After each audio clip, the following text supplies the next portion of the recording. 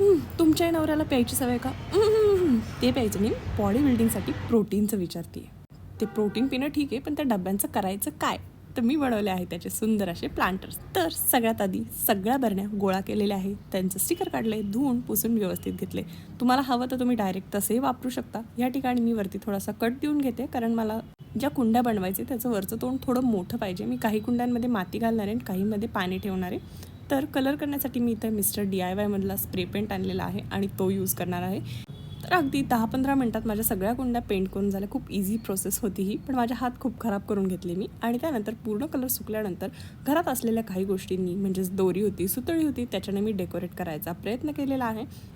आणि end result मला personally आवडलेला आहे. झाडं लावण्यासाठी मी गच्चीतलेच काही रोपं होते त्यांना रियूज करून घेतलेलं आहे.